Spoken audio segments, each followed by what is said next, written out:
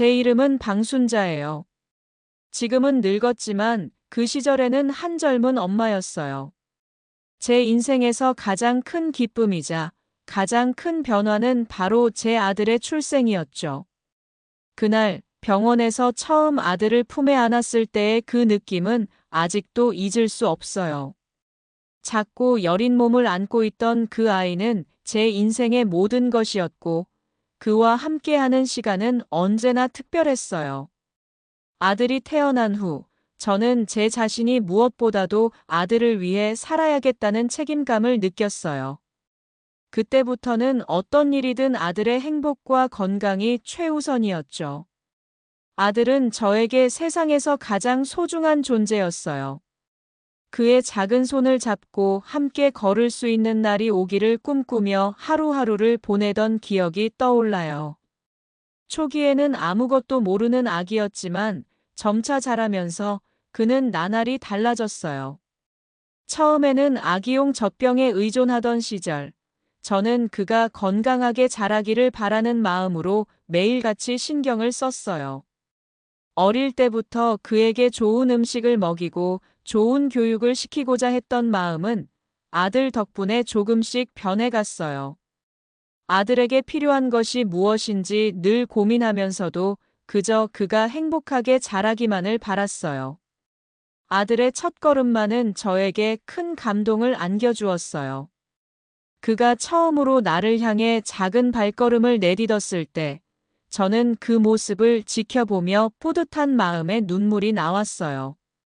그런 순간들이 하나둘씩 쌓여가며 저는 엄마라는 이름에 대해 더욱 깊이 생각하게 되었죠. 그 당시 저는 결코 부유한 생활을 하지는 않았어요. 남편과 함께 작은 집에서 살고 있었고 생활은 여유롭지 않았죠. 그러나 아들을 키우는 일에서만큼은 어떤 제약도 없었어요. 아무리 힘들어도 아들에게 필요한 것만큼은 반드시 채워주고 싶었어요.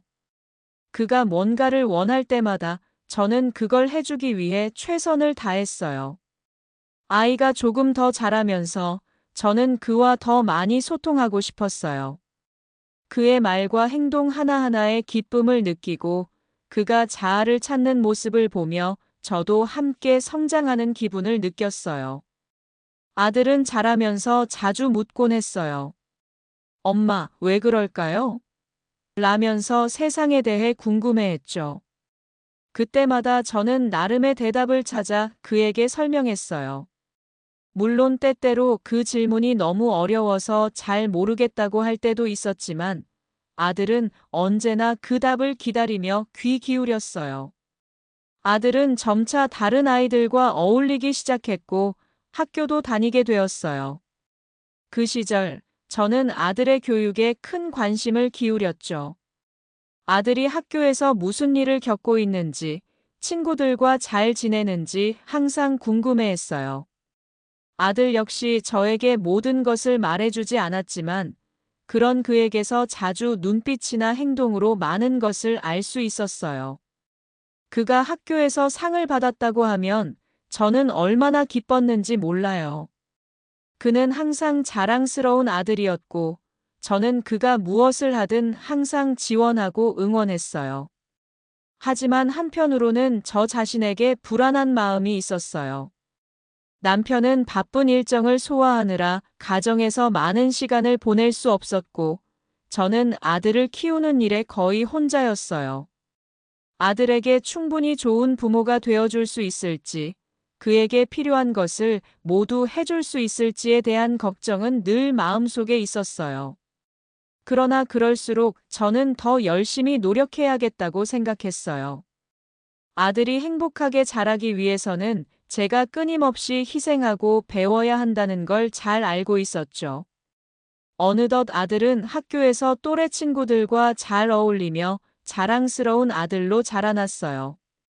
그가 자주 하는 말 중 하나는 엄마 나 커서 뭐가 되고 싶어요? 였어요. 그 질문을 들을 때마다 저는 아들이 세상에 나아가서 무엇이든 이루기를 바랐죠. 아들에게서 자랑스럽고 용감한 모습을 보고 싶었어요. 그가 어떤 길을 선택하든 저는 그 길을 응원할 준비가 되어 있었어요. 저는 아들의 인생을 옆에서 지켜보며 늘 그가 행복하고 건강하게 자라기를 바랐어요. 물론 그 과정에서 저도 어려운 점도 많았고 힘든 순간도 있었지만 아들과 함께라면 그 어떤 어려움도 극복할 수 있을 것 같았어요. 아들은 저에게 정말 큰 선물이었고 제 삶의 이유였어요. 그때는 정말 행복했어요. 아들이 자라면서 점점 더 많은 것들을 배우고 제게 더 많은 것을 이야기해 줄 때마다 저는 그와 함께하는 시간이 얼마나 소중한지 알게 되었어요. 제 인생에서 아들의 존재는 단순한 존재 이상의 의미였어요. 아들은 제 삶을 풍성하게 해주었고 그의 존재로 인해 매일이 새로웠어요. 제 아들이 성장하는 과정은 제 인생에서 가장 큰 기쁨이었어요. 첫 번째 기억은 그가 걸음마를 시작했을 때인데 그 작은 발걸음 하나하나가 제 마음에 큰 울림을 주었어요. 아들이 나를 향해 걸어올 때마다 제 가슴 속에서 엄청난 감동이 밀려왔죠. 그 작은 손을 잡고 그가 무엇을 하든지 저는 그 순간마다 세상의 모든 것을 얻은 듯한 기분이었어요. 그때부터 저는 아들에게 모든 사랑을 쏟아붓기로 결심했죠. 아들이 성장하면서 점점 더 많은 변화를 겪었어요. 그가 말을 배우기 시작했을 때, 처음으로 엄마라는 단어를 말했을 때, 제 마음속에 벅차오르는 감동은 이루 말할 수 없었어요. 그때 아들의 얼굴을 보며 이 아이가 내 인생의 전부구나라는 생각을 했어요. 그 말 한마디가 얼마나 소중한지 아무리 생각해도 부족할 만큼 값진 것이었어요. 아들은 점점 더 제게 많은 것들을 가르쳐 줬어요. 그가 성장할수록 저는 점점 더 많은 것을 배우고 있었죠. 때로는 그가 내미는 작은 손에 세상을 다 맡기고 싶은 마음이었어요. 그의 학습 능력도 정말 놀라웠어요. 아들이 책을 처음 읽기 시작했을 때 저는 그 모습을 보고 신기하고 감동했어요. 작은 아이가 세상의 문자와 단어를 배우는 과정이 어떻게 이렇게 아름답고 기적적인 일인지 매일같이 아들에게 새로운 것을 가르칠 때마다 제 마음은 벅차올랐어요. 때로는 그가 무언가를 알아가는 모습에 눈물이 날 정도로 감동적이었어요. 그가 내게 책을 읽어달라고 할 때 저는 그가 세상을 배우는 데 있어 가장 중요한 순간들을 함께 할 수 있다는 사실에 감사했어요. 아들의 교육을 위해 매일 많은 시간을 들였어요. 학교 숙제를 도와주기도 하고 어려운 문제를 풀 때마다 함께 고민하며 해결책을 찾았죠. 아들은 언제나 저를 믿고 의지했어요. 그가 자신이 무엇을 모르거나 힘들어할 때마다 그는 저에게 도움을 청했어요. 저도 그에게 무엇이든 알려주고 싶었고 그가 성장하는 모습을 보며 늘 자랑스러웠어요. 아들이 공부를 할 때 가끔씩 힘들어했지만 저는 그가 더 잘할 수 있다고 믿었어요. 그 믿음이 아들에게도 전달되었는지 아들은 점점 더 성실하고 집중력 있는 아이로 자라났어요. 제가 아들에게 느끼는 사랑은 단순한 애정 이상이었어요. 아들이 잘못을 저지르면 저는 그를 혼내기도 했지만 그때마다 아들의 얼굴을 보며 마음이 아파서 눈물이 나기도 했어요. 왜 그랬어? 라고 묻고는 그가 울며 사과할 때마다 제 마음이 너무나도 아프고 그와 동시에 그를 더욱 이해하고 싶다는 마음이 커졌어요. 그때마다 아들에게 괜찮아, 하지만 다음에는 더 잘할 수 있어라고 말하며 위로했어요. 그는 그렇게 자라면서 점점 더 자립적인 아이가 되었어요. 중학생이 되었을 때 아들은 더 많은 꿈을 꾸기 시작했어요. 그는 어느 날 저에게 다가와서 엄마, 나는 나중에 의사가 될 거야 라고 말했어요. 그 말을 듣고 저는 순간 깜짝 놀랐지만 아들이 얼마나 진지하게 생각하는지 알았기 때문에 그 꿈을 응원하기로 결심했어요. 저는 그 꿈을 이루기 위해서는 많은 노력과 시간이 필요하다는 것을 알고 있었지만 그가 해낼 수 있을 거라고 믿었어요. 아들이 성장하면서 점점 더 독립적이고 책임감 있는 사람이 되어갔어요. 아들은 고등학생이 되고 나서는 더 이상 어리광을 부리지 않았어요. 그러나 가끔씩 그의 표정에서 어린 시절의 모습을 발견할 때면 저는 그가 얼마나 많이 자랐는지 깨닫곤 했죠. 그런 모습에서 저는 그가 성장하면서 겪었을 모든 어려움과 기쁨을 생각하게 되었어요. 그리고 그가 이렇게 멋진 청년으로 자라날 수 있도록 도와준 제 자신에게도 자랑스러움을 느꼈어요. 그가 대학을 선택하고 진로를 고민할 때 저는 아들이 어떤 선택을 하든지 지지할 준비가 되어 있었어요. 아들의 선택에 따라 그의 인생이 달라질 것이라는 사실에 대한 부담감을 느끼면서도 결국은 그가 자신의 길을 찾길 바랐어요. 아들의 선택을 존중하며 나는 그가 자랑스럽게 여길 수 있도록 도와주고 싶었죠. 그가 자신을 믿고 나아갈 수 있도록 저는 언제나 그의 뒤에서 응원할 준비가 되어 있었어요. 그렇게 시간이 흘러 아들은 점점 더 자신감을 얻고 성장했어요. 이제 아들은 스스로 세상과 마주할 준비가 되어 있었고, 저는 그가 더 큰 세상에서 자신의 길을 찾기를 바랐어요. 아들의 성장 과정을 지켜보며 나는 정말 많은 것을 배웠고, 그의 존재로 인해 제 인생은 더 의미 있게 변했어요. 아들은 저에게 세상에서 가장 큰 선물처럼 다가왔어요. 그의 미소 하나하나, 작은 성취 하나하나가 제 인생에서 가장 소중한 것들이었어요. 아들을 키우면서 저는 많은 것들을 깨달았어요. 그의 모든 일상에서 나오는 작은 변화가 얼마나 중요한지, 그리고 그 변화에 대한 제 감정이 얼마나 소중한지 알게 되었죠. 아들은 제 인생에서 가장 큰 기쁨이었고, 그와 함께하는 시간은 어떤 것과도 바꿀 수 없었어요. 그가 자라면서 보인 모습들은 모두 저에게 새로운 의미를 가져다 주었고, 저는 그가 어떤 사람이 될지 기대하며 그의 여정을 지켜보았어요. 제 아들이 결혼을 결심했다는 소식을 처음 들었을 때, 저는 혼자서 마음속으로 많은 생각을 했어요. 아들의 결혼은 제게 아주 중요한 일이었어요. 그동안 제 인생에서 많은 일들이 있었지만 아들이 결혼을 한다는 건 저에게 정말 큰 전환점이었죠. 아들이 누구와 결혼할지, 그 결혼이 어떻게 될지 많은 생각들이 제 머릿속을 스쳤어요. 결혼을 하겠다는 아들의 말에 처음에는 조금 놀랐어요. 그동안 아들은 항상 바쁘게 공부하고 일에 몰두해 있었기 때문에 결혼에 대해 깊게 이야기한 적이 없었어요.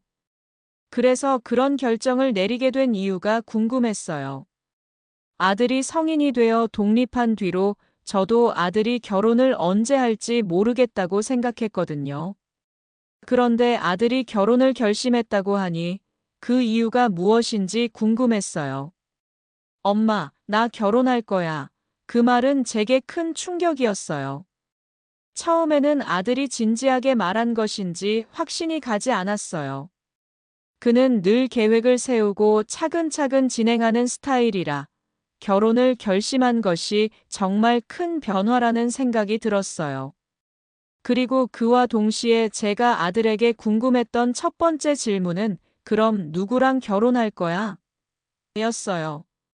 아들이 누구를 선택했는지, 그 여자는 어떤 사람일지 정말 궁금했죠. 아들이 말하기를 그가 결혼하고자 하는 사람은 직장 동료인 이지혜라는 여자라고 했어요. 이지혜라는 사람에 대해서 처음 들었을 때는 그저 평범한 직장 동료일 것이라 생각했어요. 하지만 아들이 그 여자를 만나면서 점차 그 사람에 대해 이야기할 때마다 저는 조금씩 궁금해지기 시작했어요. 이지혜라는 이름은 계속 제 머릿속에 맴돌았어요. 아들은 그녀가 다정하고 성격이 밝고 일도 잘하는 사람이라고 말했어요. 그 여자는 아들에게 진심을 다해 대해주고 아들이 힘든 일이 있을 때는 항상 곁에서 위로해줬다고 했어요. 저는 그 말을 듣고 조금 안심했어요. 아들이 어떤 사람을 선택했는지 궁금해했지만 그가 말하는 것처럼 그녀가 정말 괜찮은 사람이라면 괜찮겠다고 생각했어요. 그러던 중 아들이 이지혜와 함께 저희 집에 오기로 했다는 말을 들었을 때 저는 긴장되었어요. 아들이 결혼을 결심하고 이제 그 여자를 부모에게 소개하려는 순간이라니 그만큼 중요한 일이었어요. 저도 처음에는 조금 걱정되었지만 아들이 정말 좋은 사람을 선택했다는 생각이 들었어요. 그리고 그날 이지혜라는 여자가 처음 저희 집에 왔어요. 그녀는 정말 밝고 상냥한 사람이었어요.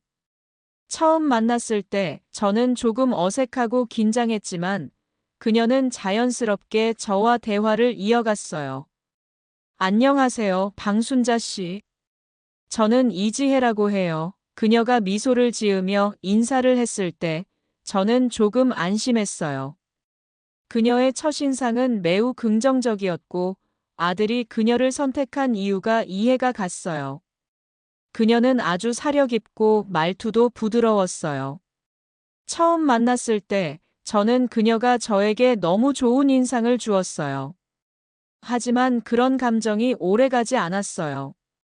점차 시간이 지나면서 그녀의 행동에서 조금씩 이상한 점들이 보이기 시작했어요. 처음엔 제가 너무 예민한 건가 싶었지만 점점 그녀의 태도에서 의심스러운 부분들이 보였어요. 그녀는 아들 앞에서는 항상 다정하고 사랑스러운 모습을 보였지만 저와 단둘이 있을 때는 다소 차갑고 무례한 모습을 보였어요. 그런 모습이 점점 눈에 띄기 시작하자 저는 조금씩 불안해지기 시작했어요.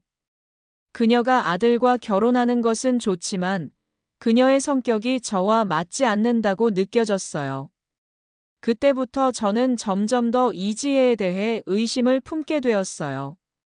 이지혜와의 관계에서 저는 여러 번 마음속으로 그녀를 평가해 봤어요. 그녀는 분명히 아들에게 잘 보이려고 노력하는 듯 했지만 그 노력은 때때로 너무 지나친 듯한 느낌을 주었어요. 그녀의 화려한 외모와 말을 들으며 처음엔 정말 괜찮은 사람일 거라 생각했지만 점차 그녀의 속마음을 알게 되자 제 마음속에서 여러 가지 의문들이 생겨났어요. 아들이 결혼 준비를 하면서 그녀와 결혼을 서두르는 모습이 점점 더 뚜렷해졌어요. 결혼 준비는 빠르게 진행되었고 아들은 결혼식에 대한 모든 것을 이지혜와 상의하면서도 저에게는 점점 더 적은 정보를 주었어요. 저는 그가 결혼을 서두르는 이유가 무엇일지, 왜 이렇게 빨리 결정을 내렸는지 궁금했어요. 그리고 결혼 준비가 진행될수록 그녀의 태도가 점점 더 이상하게 느껴졌어요. 아들의 결혼 준비가 막바지에 이르자 저는 여전히 마음속으로 그녀를 완전히 신뢰할 수 없었어요. 그녀가 정말 아들을 사랑하는지 아니면 다른 이유로 결혼을 서두르고 있는 건 아닌지 그 점이 계속 저를 괴롭혔어요. 제 아들이 결혼을 통해 행복해질 수 있을지 그에 대한 확신이 서지 않았어요. 그래서 저는 아들이 결혼을 결심한 이유를 계속해서 되묻고 그녀에 대해 더 알아가려고 했죠. 결혼식이 가까워질수록 제 마음속에서는 더 많은 걱정들이 쌓였어요. 아들은 결혼을 준비하는 데에 집중했지만 저는 그 결혼이 정말 잘 될지 아들이 잘 선택했는지에 대해 계속해서 고민했어요. 결혼 준비가 무사히 끝나기를 바라면서도 저는 조금씩 걱정하는 마음이 커져만 갔어요. 그리고 결혼식 당일, 저는 드디어 그 모든 의문들이 풀릴 거라는 기대를 하면서도 한편으로는 불안한 마음을 감출 수 없었어요. 아들의 결혼식이 다가올수록 저는 점점 더 긴장감을 느꼈어요. 제 아들이 결혼을 한다는 사실이 믿기지 않을 정도였죠.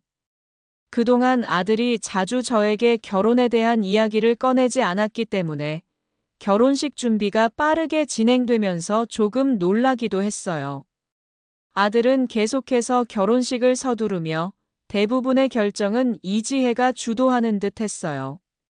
처음에는 그녀가 결혼식 준비에 적극적으로 참여하는 모습에 약간의 안도감을 느끼기도 했지만 시간이 지나면서 제 마음속에 계속해서 의문이 생겼어요. 결혼식이 다가오면서 저는 아들에게 말했어요. 아들, 결혼식 준비는 잘 되어 가고 있니? 아들은 웃으며 대답했어요.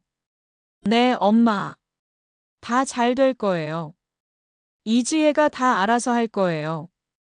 그 말에 저는 잠시 동안 안도감을 느꼈지만 동시에 뭔가 빠진 것 같은 느낌을 지울 수 없었어요. 결혼식 준비의 주도권이 모두 이지혜에게 있었고 저는 그 과정에서 점점 더 배제되는 느낌을 받았어요. 어쩌면 그저 그녀의 결혼식일 뿐, 제 아들의 결혼식은 아닌 것 같다는 생각이 들었어요. 결혼식 날이 다가오자 아들과 며느리는 둘 다 바쁜 일정을 보내고 있었어요.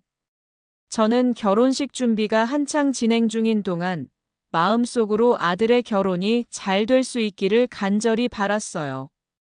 결혼식 준비가 끝나고 결국 그날이 다가왔습니다. 저는 그날 아침 많은 생각을 하며 일어났어요. 아들이 결혼을 하고 며느리와 함께 새로운 인생을 시작하는 날이었죠. 그러면서도 여전히 마음속에는 어떤 불안한 감정이 있었어요. 그 불안한 감정은 제 아들이 정말 행복해질 수 있을지에 대한 걱정에서 비롯된 것이었어요. 결혼식 당일, 저는 예전처럼 아들의 행복을 기원하며 그날을 맞이했어요. 결혼식 장소는 화려하고 모든 준비가 잘 되어 있었어요. 아들은 신부와 함께 서서 결혼식을 진행했고, 저는 그 모습을 보며 마음속으로 기도했어요. 제발 아들이 행복할 수 있기를. 아들의 얼굴은 예전보다 더욱 빛나 보였고, 이지혜도 그 옆에서 환한 미소를 지으며 서 있었어요. 결혼식이 끝나고 그들은 서로 손을 맞잡으며 새로운 시작을 다짐하는 듯 보였어요. 그날, 저는 아들의 결혼식을 보고 나서 마음속으로 생각했어요. 이제 아들은 자신만의 인생을 살아가겠구나. 아들이 결혼을 하게 되면서 그동안 나름대로의 방어적인 마음을 지닌 채 살았던 제 삶도 또 다른 전환점을 맞이한 것 같았어요. 그렇게 결혼식이 끝나고 그들은 신혼여행을 떠나게 되었어요.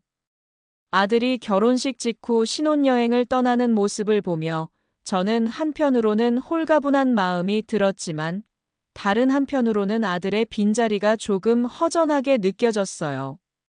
그리고 그들의 신혼생활이 시작되었어요. 아들과 며느리는 결혼 후 처음으로 신혼집에서 새로운 삶을 시작하게 되었죠. 저는 그들의 신혼집에 몇 번 갔어요.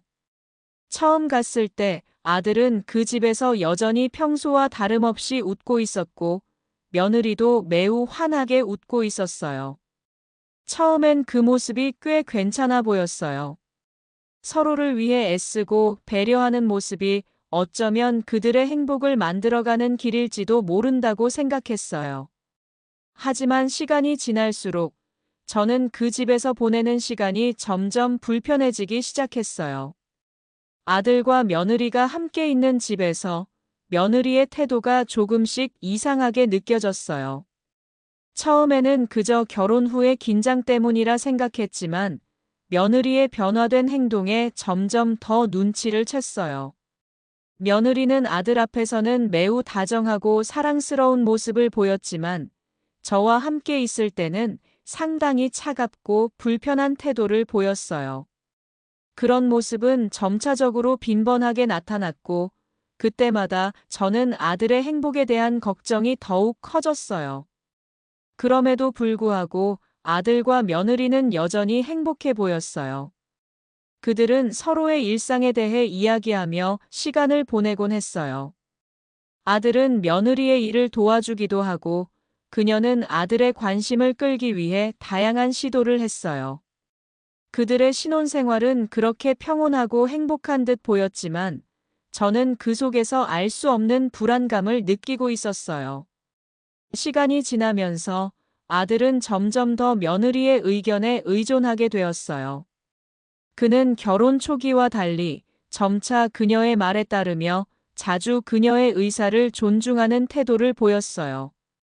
그런 모습을 보면서 저는 한편으로는 아들이 자립적인 성격을 유지하며 살아가길 바랐지만 또 다른 한편으로는 그녀의 태도에 대해 의문을 품게 되었어요.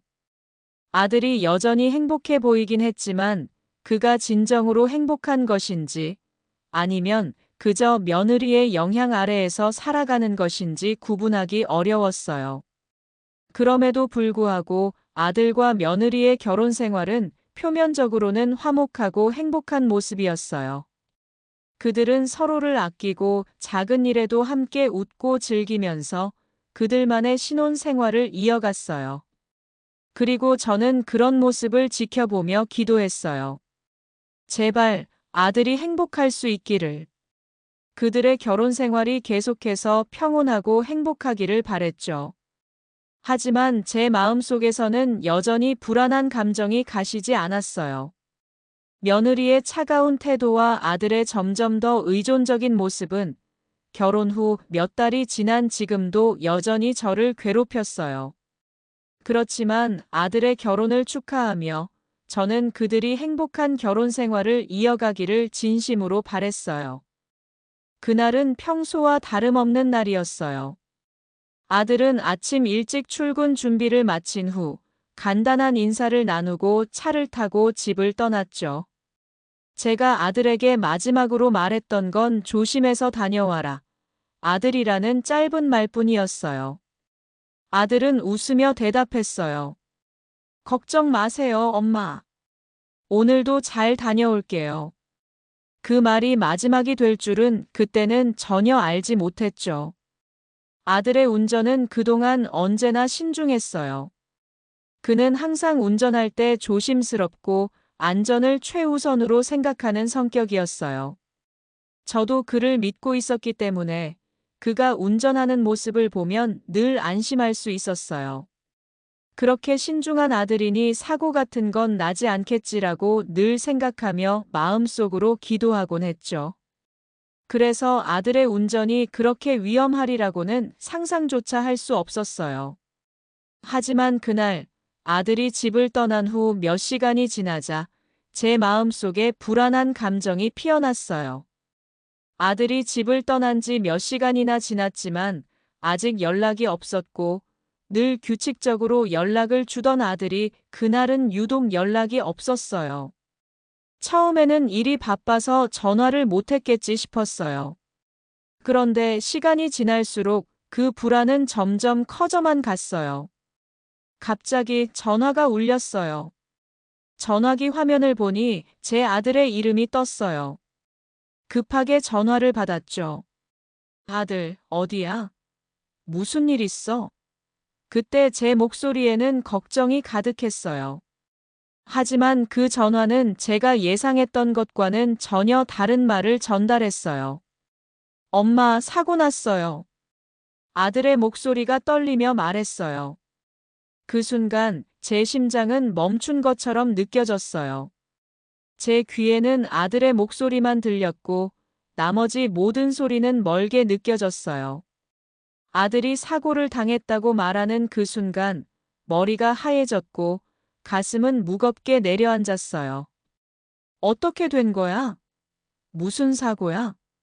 제가 급하게 물었지만 아들은 당황한 듯한 목소리로 대답했어요. 엄마, 차가 미끄러져서 나도 잘 모르겠어요. 그때 아들의 목소리 속에서 불안과 당황함이 느껴졌어요. 그리고 잠시 후 그 전화는 끊어졌어요. 그 순간 저는 마치 세상이 멈춘 것처럼 아무것도 할 수 없었어요. 제 머릿속엔 오직 아들의 목소리만 맴돌았고 사고라는 단어만 계속해서 반복되었죠. 몇 분 뒤 저는 급하게 차를 타고 사고 현장으로 향했어요. 도중에도 계속해서 아들에게 전화를 걸었지만 아무리 전화해도 전혀 받지 않았어요. 그때의 불안은 더 이상 설명할 수 없을 정도였어요. 사고가 일어난 장소는 차로 30분 정도 떨어져 있는 곳이었어요. 길을 달리면서도 제 마음속에서는 아들의 사고가 실감나지 않았어요. 그저 무언가 잘못된 거라는 생각만 들었죠. 사고라는 게 다른 사람에게 일어날 일이라고 믿었지, 아들에게 일어날 것이라고는 전혀 예상할 수 없었어요. 현장에 도착하자 이미 많은 사람들이 모여 있었어요. 구급차와 경찰차도 이미 와 있었고, 현장 분위기는 꽤 어수선했어요. 사고가 발생한 지 얼마 되지 않아 경찰은 사고 경위를 조사하고 있었고, 구조대원들이 부상자를 옮기고 있었어요. 그때 저는 그 장면 속에서 아들을 찾을 수 없었어요. 그저 그 모든 것이 꿈속의 일처럼 느껴졌어요. 아들, 아들. 저는 현장 안을 급하게 돌아다니며 소리쳤어요. 하지만 제 발음조차 제대로 나오지 않았어요. 숨이 막히고 눈앞이 어두워졌어요. 그때 경찰관이 다가왔어요. 그는 제가 아들의 부모라는 걸 알아챈 듯 조심스럽게 말을 걸었어요. 어머니, 사고는 아드님께서 운전 중 미끄러져 발생한 것으로 보입니다. 현재 아드님은 중상을 입으셨고 빠른 시간 내에 병원으로 이송될 예정입니다. 그 말에 저는 아무런 반응도 할 수 없었어요. 그저 중상이라는 단어가 제 머릿속에서 계속 맴돌았고 그것만이 사실처럼 느껴졌어요. 그렇게 아들은 병원으로 이송되었고 저는 한 걸음 한 걸음 병원으로 향했어요. 병원에 도착했을 때 제 눈앞에는 의사와 간호사들이 바쁘게 움직이고 있었고 아들의 상태는 여전히 위태로운 상황이었어요. 의사는 간단한 설명을 하면서 말했어요. 상태가 위중하니 즉시 수술이 필요합니다. 수술 후 결과에 따라 상태가 결정될 것입니다. 저는 그 말을 들으며 아무런 감정을 느낄 수 없었어요. 단지 아들이 무사히 나아지기를 바랄 뿐이었죠. 하지만 사고의 경위와 함께 더 큰 충격이 뒤따랐어요. 병원에서 아들을 치료하는 동안 경찰은 사고의 원인에 대해 자세히 조사하고 있었고 그 조사가 점점 더 저를 불안하게 만들었어요. 처음엔 단순한 미끄러짐이라 생각했던 사고가 점차 다른 이야기를 풀어내기 시작했죠. 아들이 사고를 당했다는 소식을 들은 그날 이후 저의 하루하루는 그야말로 끔찍한 악몽 속에서 살아가고 있었어요. 사고 당시 아들의 상태는 매우 위중했고 저는 병원에 도착하자마자 아들의 수술이 시작되었음을 알렸어요. 수술 중 저는 계속해서 병원 복도에서 시간을 보냈어요. 마음속으로 기도하며 아들이 무사히 나아지기를 간절히 바랐어요. 그러나 시간이 흐를수록 저는 그 누구보다 더 큰 혼란과 상실감을 느끼게 되었어요. 저는 아들이 돌아올 수 없다는 불안감에 사로잡혔어요. 수술이 끝난 후 저는 의사에게 아들의 상태에 대해 물어봤어요. 어떻게 된 건가요? 아들이 괜찮은 거죠? 의사는 잠시 침묵을 지킨 후 말했어요. 지금은 많이 위독한 상태입니다. 아직 생명이 위태롭고 수술 후에도 상태가 불안정해요. 그 말을 듣고 저는 머리가 띵해지고 몸이 마비된 듯 움직일 수 없었어요. 믿을 수 없었어요. 제 아들이 이렇게 위험한 상황에 놓였다는 사실이 현실로 다가오지 않았어요. 이때 저는 며느리에게 연락을 취하려 했어요.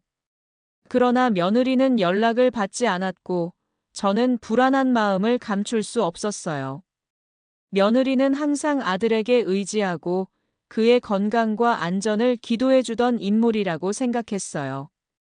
그러나 사고가 발생한 후 그녀의 반응은 너무도 차갑고 무관심해 보였어요. 저는 점점 더 의심을 품기 시작했어요. 며느리는 아들이 사고를 당한 사실을 들었을 때 그 누구보다 충격받고 슬퍼할 것이라 생각했어요. 그러나 며느리의 반응은 예상과 달랐어요. 제가 아들의 상태를 걱정하며 병원 복도를 오가고 있을 때 며느리는 잠잠하게 집에서 전화 통화를 하고 있었고 저는 그 모습을 보며 알 수 없는 불안감을 느꼈어요.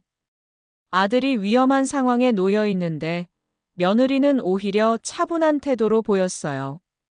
마치 일이 별거 아니라는 듯 행동했어요. 그날 저는 며느리에게 직접 전화를 걸어 아들의 상태를 물었어요. 혹시 아들이 어떻게 되었는지 알 수 있을까요? 며느리는 아무런 감정 없이 대답했어요. 아, 네. 수술이 끝났다고 들었어요. 걱정하지 마세요. 잘 될 거예요. 그녀의 목소리는 차갑고 무미건조했어요. 그 말을 듣고 저는 더욱 의아해졌어요. 사고 직후 아무리 큰 충격을 받았더라도 며느리가 이렇게 차갑게 반응하는 것이 정상일까? 그 의심은 점차 확신으로 바뀌어 갔어요. 며느리의 반응은 시간이 갈수록 더 의문을 자아냈어요. 사고 후 며느리가 병원에 찾아오는 일은 거의 없었고, 저는 홀로 아들의 곁을 지키며 밤낮 없이 기도했어요. 그러던 어느 날, 저는 우연히 며느리의 통화 내용 중 일부를 듣게 되었어요. 며느리는 다른 사람과 통화하며 비웃는 듯한 목소리로 말했어요. 아들이 죽으면 보험금이 한몫하겠네요. 정말 재미있는 일 같아요.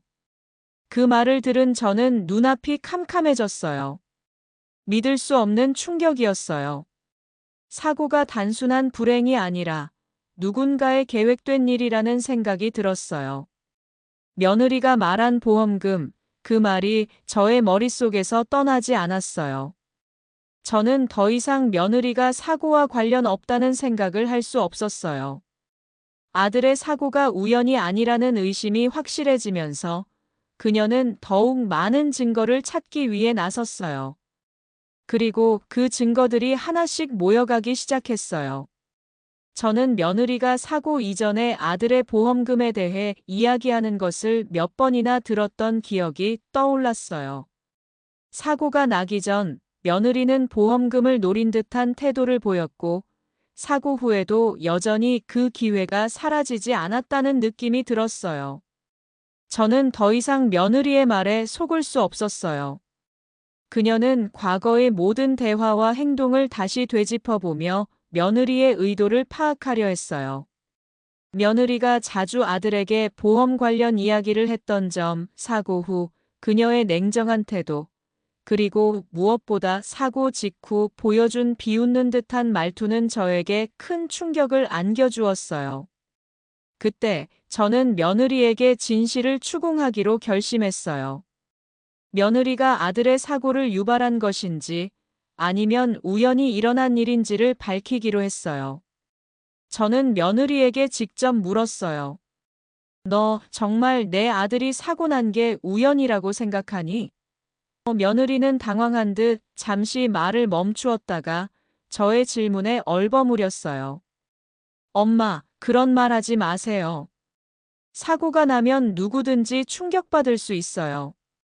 그 말을 들은 저는 아무 대답도 하지 않고 고개를 저었어요.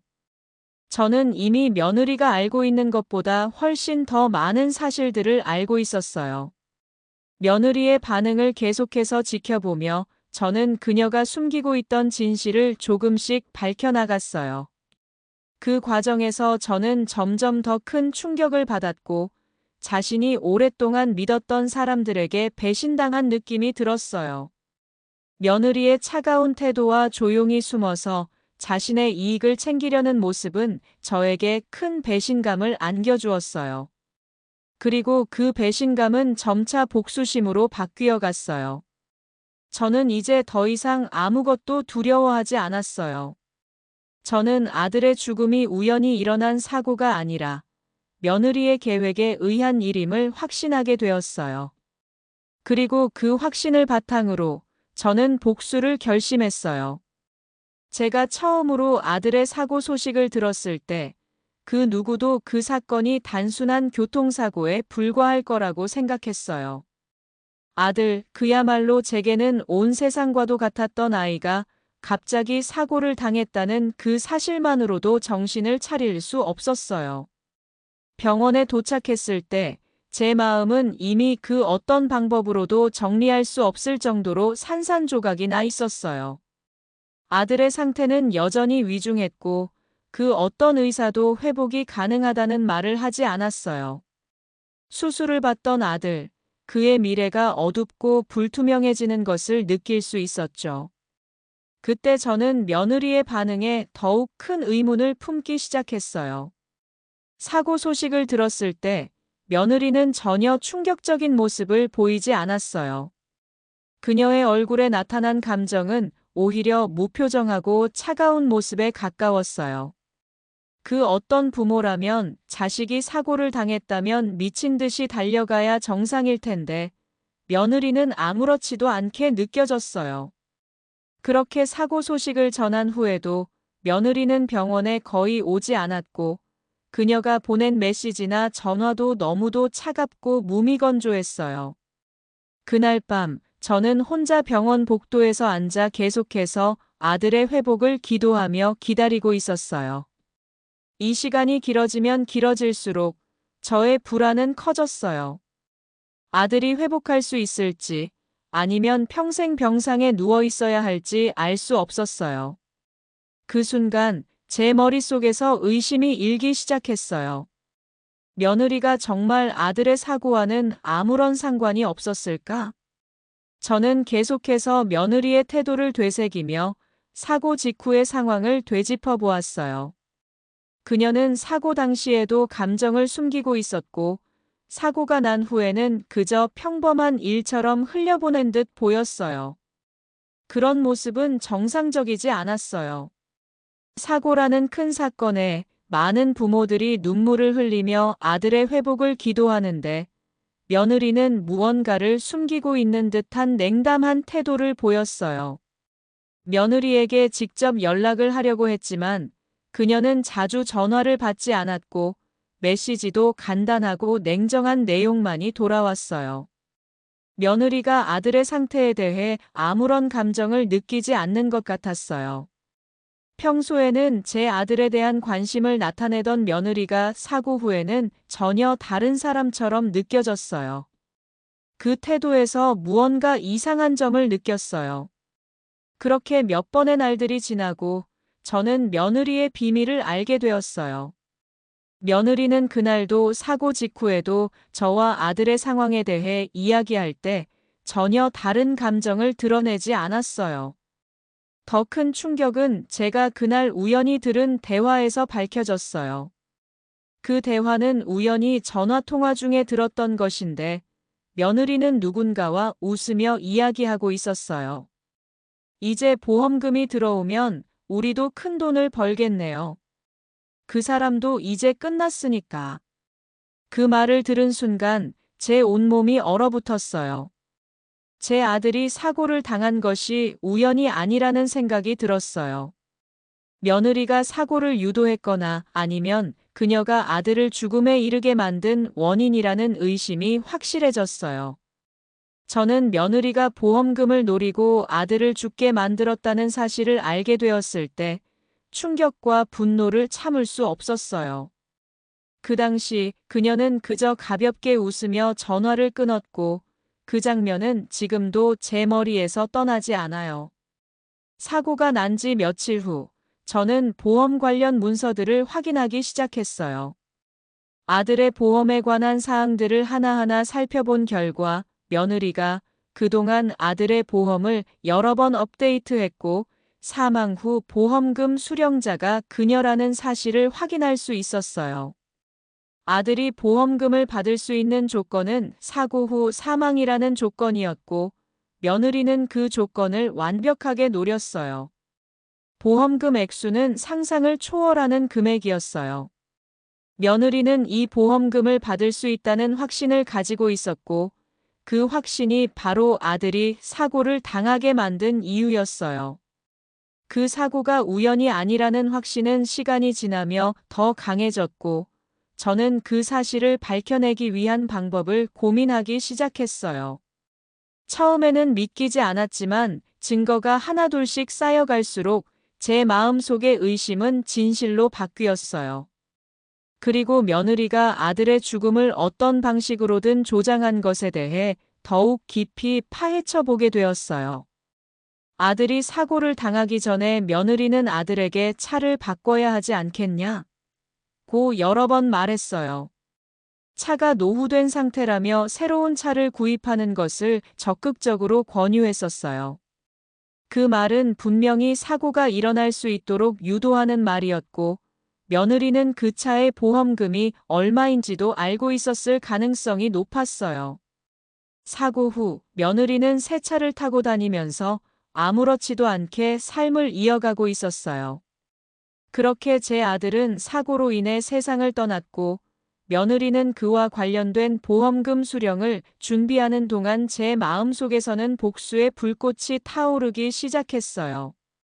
며느리의 차가운 태도와 그 행동을 떠올리며 저는 그녀에게 반드시 복수를 해야겠다고 다짐했어요.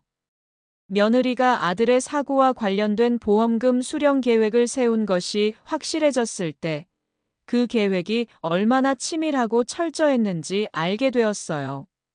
처음에는 그저 보험금이 그녀의 주된 목적이었을 것이라고 생각했지만 시간이 지나면서 그녀의 계획이 단순한 사고로 끝나지 않았다는 것을 깨달았어요.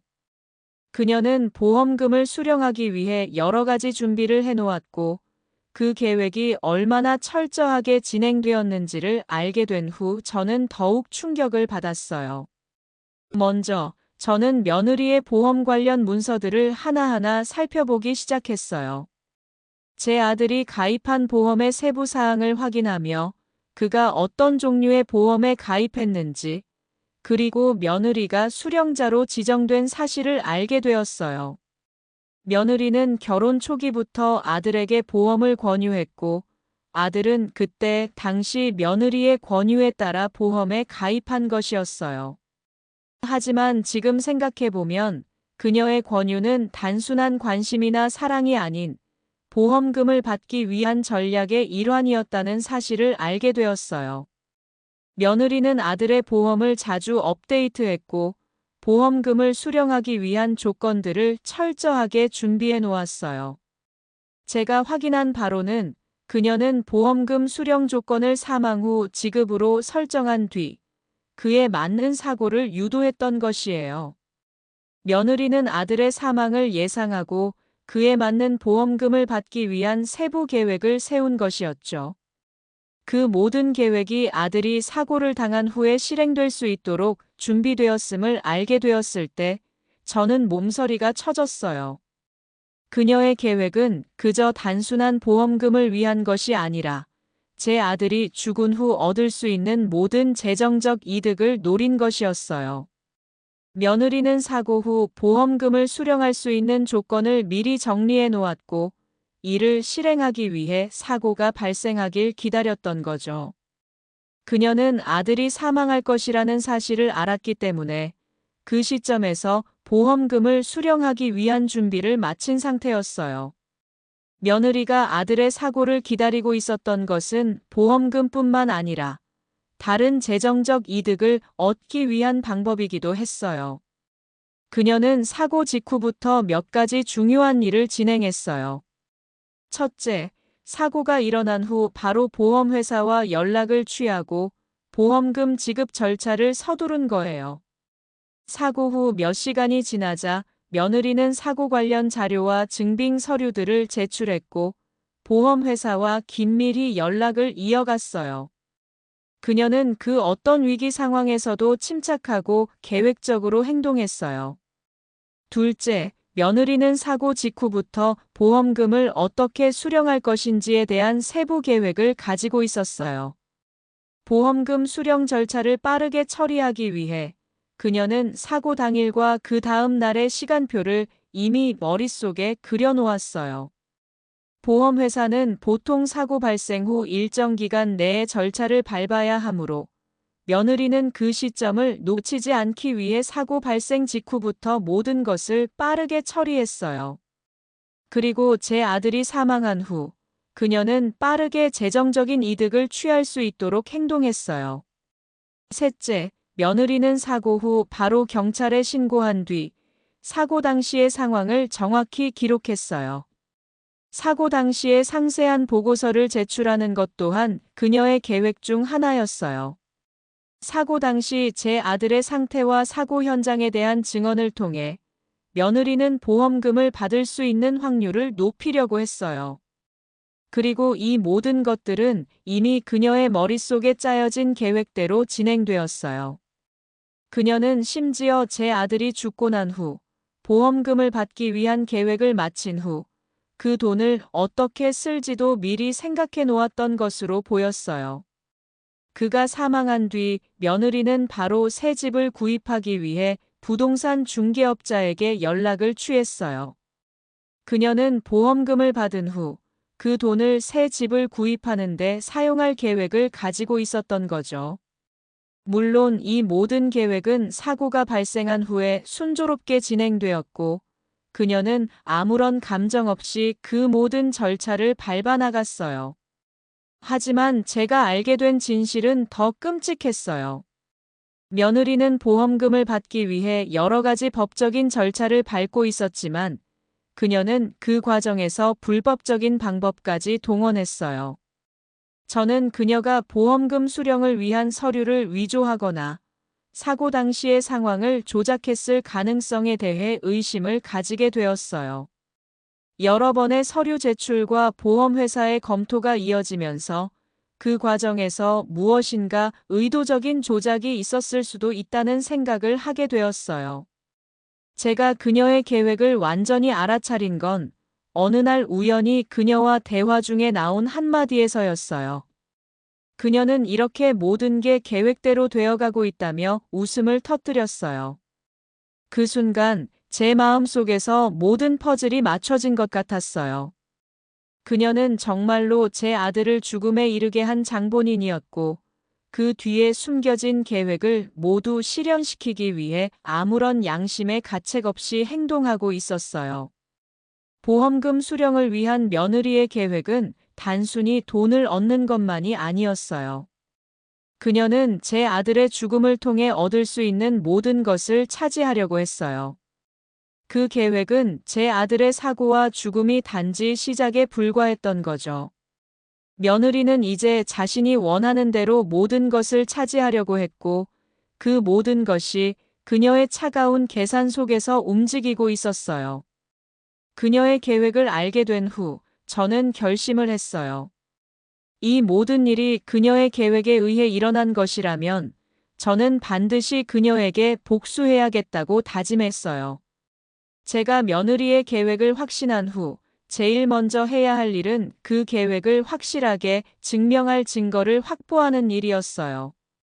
제 아들의 죽음은 우연이 아니었고, 그 뒤에는 철저히 짜여진 계획이 있었음을 알아냈지만, 그 모든 것을 제 손에 넣기 위해서는 무엇보다도 확실한 증거가 필요했어요. 단순히 의심만으로는 법적으로 그녀에게 아무것도 할 수 없었어요. 그래서 저는 그녀의 계획을 증명할 수 있는 자료와 정보를 확보하기 위해 밤낮을 가리지 않고 움직였어요. 먼저, 저는 며느리와의 대화를 녹음하기 시작했어요. 그녀는 평소에도 종종 저와 대화를 나누었지만, 사고 후로는 더욱 자주 연락을 해왔어요. 그녀는 저에게 아주 자연스럽게 말을 걸었고, 마치 아무 일도 없었던 것처럼 대화를 이어갔어요. 그런 대화를 통해 그녀가 어떤 말을 하는지, 그리고 사고와 관련해 어떤 말을 흘리는지 세밀히 파악할 수 있었죠. 그 대화들은 시간이 지날수록 그녀의 진짜 모습을 드러내는 중요한 단서가 되었어요. 그때의 대화 내용은 너무나도 냉정하고 계산적이었어요. 그 속에서 저는 그동안 그녀가 어떻게 아들을 죽음으로 몰고 갔는지를 추적할 수 있었어요. 그렇다고 해서 녹음만으로는 부족했어요. 녹음된 대화에서 말하는 내용들이 그저 의심만으로는 법적 효력을 가지지 못했기 때문에 저는 그녀의 실수를 잡아내기 위해 추가적인 증거를 확보해야 했어요. 그녀가 아들을 죽음에 이르게 한 모든 과정이 드러날 수 있도록 그녀의 행동을 추적하고 필요한 자료들을 모으기 시작했어요. 먼저 저는 제 아들이 가입한 보험에 대해 다시 한번 자세히 들여다보았어요.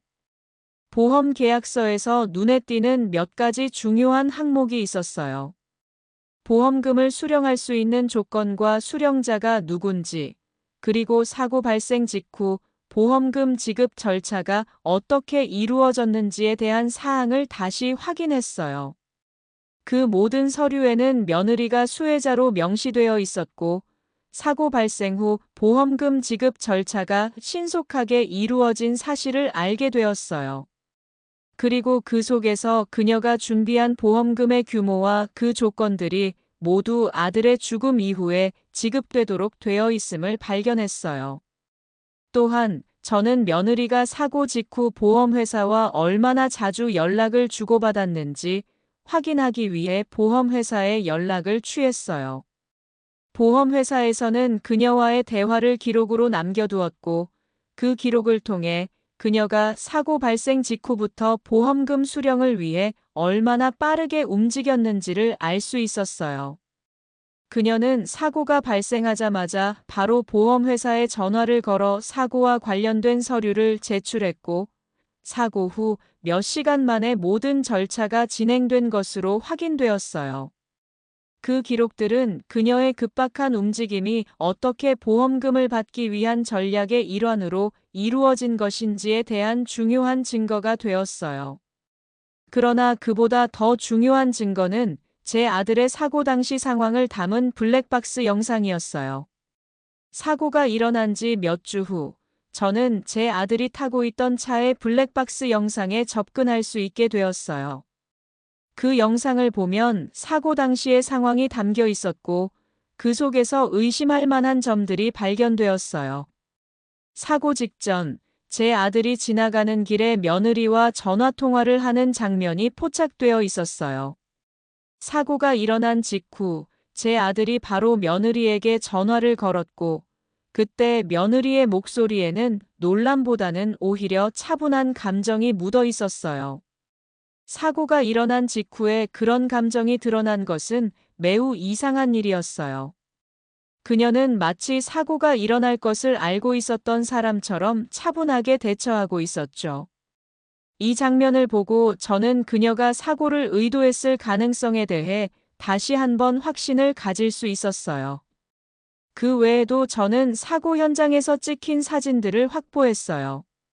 사고 현장의 모습을 담은 사진 속에서 저는 여러 가지 의문점을 발견했어요. 사고가 일어난 장소와 사고 차량의 위치는 예상과 달리 이상하게 배치되어 있었어요. 그 위치에서 사고가 일어날 가능성은 낮았고, 그 대신 사고가 일어난 지점이 아들이 그 전까지 며느리가 자주 다녔던 길과 일치한다는 사실을 알게 되었어요. 이 사실을 바탕으로 저는 며느리가 고의로 사고를 유도했을 가능성을 강하게 의심했어요. 또한 제가 확보한 또 다른 중요한 증거는 제 아들이 며느리에게 보험을 권유받았다는 것과 관련된 자료였어요. 며느리가 아들에게 보험을 가입하도록 유도했던 통화 기록을 발견했어요. 그녀는 결혼 초기부터 여러 차례 보험에 대해 이야기하며 아들에게 가입을 권유했던 것이었어요. 그 당시 그녀는 단순히 재정적인 이유로 보험을 권유한 것처럼 말했지만, 사실 그게 그녀의 계획의 일환이었다는 것을 알게 되면서 저는 더욱 경악할 수밖에 없었어요. 그녀는 아들에게 보험 가입을 종용하며 그의 죽음과 보험금 수령을 위한 길을 이미 열어놓았던 것이었어요. 이 모든 증거들은 그녀가 계획적으로 아들을 죽음에 이르게 한 사실을 입증할 수 있는 중요한 자료들이었어요. 저는 이 증거들을 하나하나 정리하면서 그녀의 치밀한 계획이 얼마나 교묘하고 잔인했는지를 절실히 느낄 수 있었어요. 그녀는 제 아들이 죽은 후 보험금을 수령하려는 목적을 달성하기 위해 그동안 모든 수단을 동원했고, 그 모든 과정을 철저히 준비한 사람이었어요. 그 증거들을 확보한 후 저는 결심했어요. 이제는 그녀에게 법적 대응을 해야 한다는 것을요. 그동안의 고통과 분노, 그리고 제 아들의 죽음에 대한 진실을 밝혀내는 과정에서 저는 더 이상 멈출 수 없었어요. 제 아들의 사고와 그 후의 진실이 밝혀지면서 제 마음속에 품고 있던 분노와 절망감은 점차 깊어져 갔어요. 처음엔 그저 충격적인 사고라고 생각했지만 시간이 지나면서 점점 더 많은 사실들이 드러났고 그 가운데 며느리가 저지른 일은 너무나도 잔혹하고 끔찍했어요. 그 모든 진실을 알게 된 후 저의 마음은 한순간에 산산조각이 나버렸어요. 며느리가 저지른 범죄를 알게 된 순간 저는 충격을 받아 거의 모든 것을 잃어버린 기분이었어요. 멈추지 않고 계획적으로 아들을 죽음으로 몰아넣은 그녀의 모습을 보며 처음엔 믿기 힘들었어요. 그녀는 그동안 제 아들에게 얼마나 잘해주고 사랑한다고 말했었는지 모른다고 생각했는데 그 모든 것들이 거짓말이었다는 사실이 믿어지지 않았어요. 그 어떤 증거와 사실을 봐도 그 일들이 현실로 다가오기까지는 시간이 많이 걸렸어요. 그럼에도 불구하고 모든 것이 명확하게 드러났을 때의 감정은 이루 말할 수 없을 정도로 큰 충격이었어요. 며느리에게 그동안 당했던 상처는 물론 제 아들의 죽음이라는 커다란 상실감까지 더해져 저는 처음엔 어떻게 이 상황을 받아들여야 할지 몰랐어요. 그토록 사랑했던 아들이 죽었고 그 죽음의 원인도 며느리였다는 사실을 알게 된 지금 제 마음속에서는 말로 표현할 수 없는 고통과 분노가 폭발하고 있었어요. 그저 며느리가 아들을 죽였다는 사실에 대해 분노하고 슬퍼하는 것만으로도 이미 너무 벅차게 느껴졌지만 그 뒤로 이어진 며느리의 행동들은 그 분노를 더 깊게 만들어 주었어요. 그녀는 제가 아들의 죽음에 대한 진실을 알게 된 후에도 전혀 놀라거나 당황하지 않았어요. 처음에는 저를 도와주는 척하며 애써 위로하는 모습을 보였지만 그 모든 것이 얼마나 가식적인 것이었는지를 알게 된 순간 제 마음은 너무나도 차가워졌어요. 그녀는 자신이 저지른 범죄가 드러날 것 같자 오히려 제가 자신을 추궁하지 못하도록 더 다가오려는 듯 했어요. 그녀는 자신이 한 일이 드러날까봐 두려운 것이 아니라 오히려 그 진실이 밝혀지는 순간에도 자신이 전혀 죄책감을 느끼지 않고 계속해서 연기하고 있음을 알게 되었어요. 그녀가 저에게 보인 반응은 아주 차가웠어요. 저는 한참 동안 이 상황을 받아들이지 못하고 당황했어요. 그녀가 그동안 보였던 다정한 모습은 모두 거짓이었고 제 아들의 죽음을 두고 그녀가 짰던 계획은 너무나도 잔인하고 악랄했어요. 그 사실을 직면했을 때 저는 잠시 말을 잃었어요. 제가 알던 그녀는 더 이상 그 사람이 아니었어요.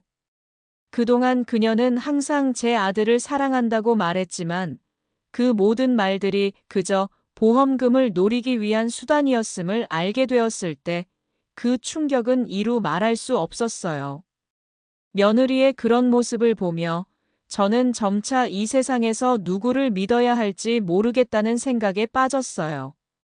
며느리가 아들을 죽였다는 사실을 알게 된 후 저는 여러 번 그날의 장면을 떠올렸어요. 사고 직후 그녀의 행동이 너무나도 이상했던 것이었어요. 사고가 발생한 직후 저는 며느리가 아무런 감정도 없이 차분하게 대처하는 모습이 너무나도 부자연스러웠어요.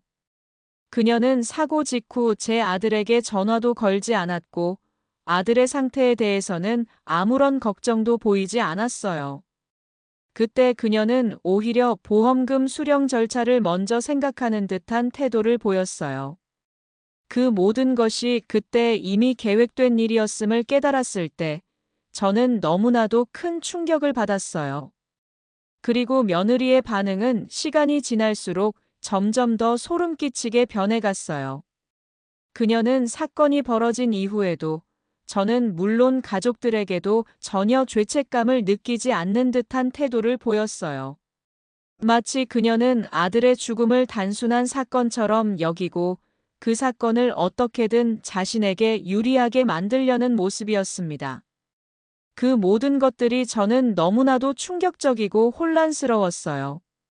제가 그녀의 진실을 밝혀내는 과정에서 그녀는 끊임없이 제게 도움을 주겠다고 하면서도 실제로는 자신이 저지른 일을 숨기기 위해 더욱 교묘하게 속이려 했어요. 그런 며느리의 태도는 저를 더욱 분노하게 만들었어요.